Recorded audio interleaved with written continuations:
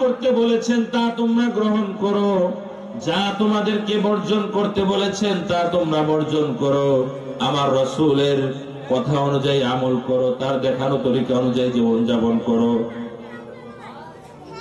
এই জন্য রাসূলের তরিকা অনুযায়ী আমরা সালাত আদায় করব।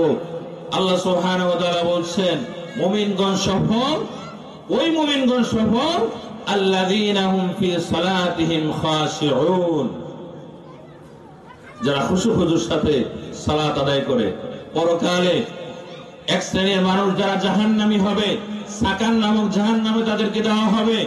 জান্নাতবাসীরা ওই সাকার নামক জাহান্নামীদেরকে বলবেন মা সালাকাকুম ফি সাকার, ওহে জাহান্নামীরা তোমরা কেন সাকার নামক জাহান্নামে আছো, তোমাদেরকে কেন এখানে দেওয়া হয়েছে? তখন তারা বলবে ক্বালু লাম নাকু মিনাল মুসাল্লিন, আমরা মুসল্লি ছিলাম না, আমরা নামাজি ছিলাম না, আমরা সালাত আদায় করতাম না। আমরা বলতাম সালাতের মতো সালাত, নামাজের মতো নামাজ একবার পড়লেই হয়, বলেন নাউজুবিল্লাহ। আরো বলতাম আধ্যাত্মিকতার চূড়ান্ত পর্যায়ে ব্যক্তি চলে গেলে তার সালাত লাগে না, রোজা লাগে না, হজ লাগে না, যাকাত লাগে না, এগুলো বলে আমরা গুমরাহ হয়ে গিয়েছিলাম। এই জন্য আমাদেরকে আল্লাহ সুবহানাহু ওয়া তাআলা সাকার নামক জাহান্নামে দিয়েছেন। যদি আমরা সালাত পড়তাম তাহলে জাহান্নামে থাকতাম না, তোমাদের মতো জান্নাতে থাকতাম।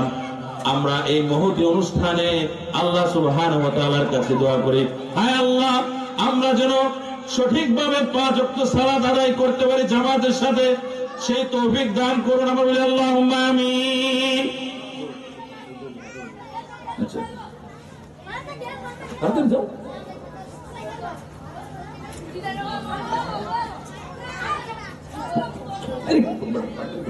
নারায়ে তাকবীর, আল্লাহু আকবার, নারায়ে তাকবীর, আল্লাহু আকবার। পতাকা ঘোষণার আগমন, ইব্রাহিম সাহেবের আগমন, বাড়িয়াতে এলাকাবাসীর পক্ষ থেকে লাল গোলাপের শুভেচ্ছা, লাল গোলাপের শুভেচ্ছা এলাকাবাসীর পক্ষ থেকে।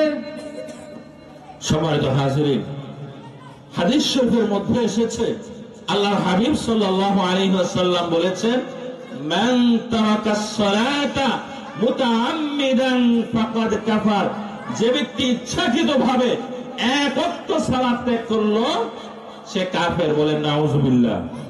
যদিও উলামায়ে কেরামগণের ব্যাখ্যা করেছেন যে রাসূলুল্লাহ সাল্লাল্লাহু আলাইহি ওয়াসাল্লাম উদ্দেশ্য করেছেন যে ব্যক্তি ইচ্ছাকৃতভাবে এক ওয়াক্ত সালাত ত্যাগ করলো সে কুফরি করলো। কিন্তু আমরা জানি কোন ব্যক্তি যদি নিয়মিত পয়সা জমাতে থাকেন, একজন ব্যক্তির কাছে একটা পয়সা আছে, তাকে কেউ পয়সাওয়ালা বলবে না, কিন্তু নিয়মিত সে পয়সা জমালে একসময় ঠিকই তার কাছে অনেক পয়সা থাকবে, সে পয়সাওয়ালা হয়ে যাবে। ঠিক অনুরূপ ভাবে এক ওয়াক্ত সালাত ত্যাগ করলে সে যদি কাফের নাও হয়, তার আমলনামার মধ্যে কুফরি জমা হবে। আর এভাবে বারবার সালাত ত্যাগ করার কারণে কুফরি জমতে জমতে জমতে জমতে পয়সাওয়ালার পয়সা জমতে জমতে যেরকম সে পয়সাওয়ালা হয়ে যায়, কুফরিওয়ালার কুফরি জমতে জমতে এক সময় সে কাফের হয়ে যায়। কেননা কুফরি জমলে সে কাফের হয়ে যায়, বলে নাউজুবিল্লাহ। আল ফারকু বাইনাল মুমিনি ওয়াল কাফিরি তারকুস সালাত, কাফের এবং মুমিনদের মধ্যে পার্থক্য নির্ণয়কারী ইবাদত সম্পর্কে রাসূলুল্লাহ সাল্লাল্লাহু আলাইহি ওয়াসাল্লাম বলছেন সেটা হচ্ছে সালাত। এরপর আল্লাহ তাআলা বলছেন ওয়াল্লাযীনা হুম আনিল লাগwi মুরিদুন, তারাই সফল যারা অনর্থক কাজ থেকে, অনর্থক কথা থেকে বিরত থাকে, গান বাজনাতে যারা লিপ্ত হয় না, মদ গাঁজার আসরে যারা যায় না, যারা চুগলখড়ি করে না, বদনাম করে না মানুষের, তারা সফল। যারা মুখকে হেফাজতে রাখে, জবানকে হেফাজতে রাখে, জিকিরে ফিকিরে সময় অতিবাহিত করে, তারা সফল। কিন্তু যারা অনর্থক কাজে নিজেদেরকে নিয়োজিত রাখে, আল্লাহ বলছেন তারা দুনিয়াতেও ক্ষতিগ্রস্ত, পরকালেও ক্ষতিগ্রস্ত। ওয়াল্লাযীনা হুম লিয-যাকাতি ফাইলুন। এরপর আল্লাহ তাআলা যাকাতের প্রসঙ্গটা এনেছেন, যে যারা যাকাত দেয়, সম্পদের হক আদায় করে, এজন্য এই আমলগুলো আমাদেরকে করতে হবে। প্রিয় হাজিরিন, আমি মূলত আলোচনা করব সূরা ফুরকানের ৬৩ নম্বর আয়াত থেকে কয়েকটি আয়াতের আলোকে। সেখানেও আল্লাহ সুবহানাহু ওয়া তাআলা আমাদেরকে কিছু গুণ অর্জন করার কথা বলেছেন, যে দুনিয়াতে তোমরা এই গুণগুলো অর্জন করে আমার কাছে আসবা। এই গুণগুলো অর্জন না করে আসলে জান্নাত পাবা না। কি সেগুলো? আল্লাহ তাআলা বলছেন, ওয়া ইবাদুর রহমান, বলে আল্লাহু আকবার। আল্লাহ বলছেন রহমানের বান্দা তো তারাই। রহমান কার নাম বলুন? রহমান কার নাম? আল্লাহর। এজন্য আল্লাহ তাআলা বলছেন, ওয়ালিল্লাহিল আসমাউল হুসনা ফাদউহু বিহা। আল্লাহ পাক রব্বুল আলামিনের সুন্দর সুন্দর নাম রয়েছে, ফাদউহু বিহা। হে আমার বান্দারা, তোমরা আমাকে ওই সুন্দর সুন্দর নাম নিয়ে ডাকো। আল্লাহকে আল্লাহ নাম নিয়েও ডাকা যাবে, আল্লাহর সিফাতি নাম নিয়েও ডাকা যাবে। আল্লাহ তার অনুমোদন দিয়েছেন। আরেক জায়গায় আছে, উলিদুল্লাহ আও উলিদুর রহমান, তোমরা আমাকে আল্লাহ ডাকো অথবা রহমান ডাকো। আইয়াম্মা তাদউ ফালাহুল আসমাউল হুসনা, প্রত্যেকটি সুন্দর নামই গুণবাচক নামই আল্লাহর। এজন্য আল্লাহকে আল্লাহ নামেও আমরা ডাকবো, আল্লাহর গুণবাচক নাম নিয়েও ডাকবো। আল্লাহ তাআলা বলছেন, আমি রহমানের বান্দা তো তারাই, তাদেরকে আমি ভালোবাসি, তাদেরকে আমি জান্নাত দান করব। আল্লাযীনা ইয়ামশুনা আলাল আরদি হাওনা, আমার যে সমস্ত বান্দারা দুনিয়াতে চলতে ফিরতে গিয়ে বিনয়াবনত হয়ে চলাফেরা করে, অহংকার প্রদর্শন করে না। অহংকারীকে আল্লাহ তাআলা ভালোবাসেন না। কথা বলেন ঠিক কিনা? এটা একটা কলবের রূপ। আল্লাহ তাআলা বলছেন, ইন্নাহু লা ইউহিব্বুল মুস্তাকবিরিন, নিশ্চয় আল্লাহ পাক রব্বুল আলামিন অহংকারীকে ভালোবাসেন না, পছন্দ করেন না।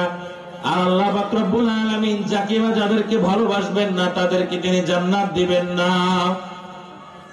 হাদিস শরীফের মধ্যে এসেছে,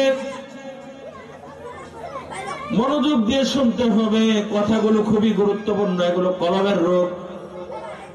হাদিস শরীফের মধ্যে এসেছে, আল্লাহর হাবিব সাল্লাল্লাহু আলাইহি ওয়াসাল্লাম ইরশাদ করেছেন, লা ইয়াদখুলুল জান্নাতা মান কানা ফি কলবিহি মিসকালু যাররাতিন মিন কিবর, ওই ব্যক্তি জান্নাতে প্রবেশ করবে না যে ব্যক্তির হৃদয়ের মধ্যে, কলবের মধ্যে সরিষা পরিমাণ, বিন্দু পরিমাণ অহংকার আছে, বিদ্বেষ আছে, ঘৃণা আছে, তাকাব্বুরি আছে।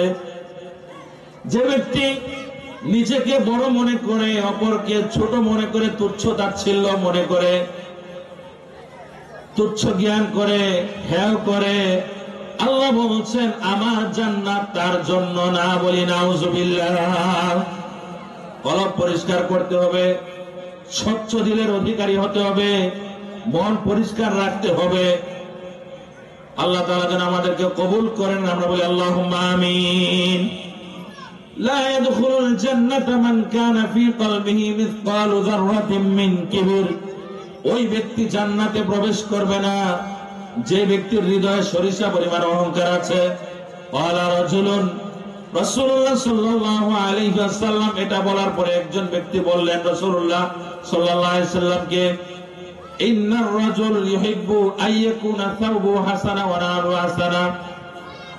হে আল্লাহর রাসূল সাল্লাল্লাহু আলাইহি ওয়াসাল্লাম, আপনি বলছেন অহংকার থাকলে, বিদ্বেষ থাকলে, ঘৃণা থাকলে ব্যক্তি জান্নাতে যাবে না। তো আমরা তো জানি মানুষ চায় তার পোশাক পরিচ্ছদ, জুতা সুন্দর হোক, তাকে দেখতে ভালো দেখাক, পরিষ্কার পরিচ্ছন্ন থাকতে মানুষ ভালোবাসে। তাকে দেখতে ভালো দেখা এটা মানুষ চায়, এটা কি অহংকারের মধ্যে গণ্য হবে কিনা? রাসূলুল্লাহ সাল্লাল্লাহু আলাইহি ওয়াসাল্লাম তখন বললেন, ইন্নাল্লাহা জামিল ইউহিব্বুল জামাল। না, এটা অহংকারের মধ্যে গণ্য হবে না।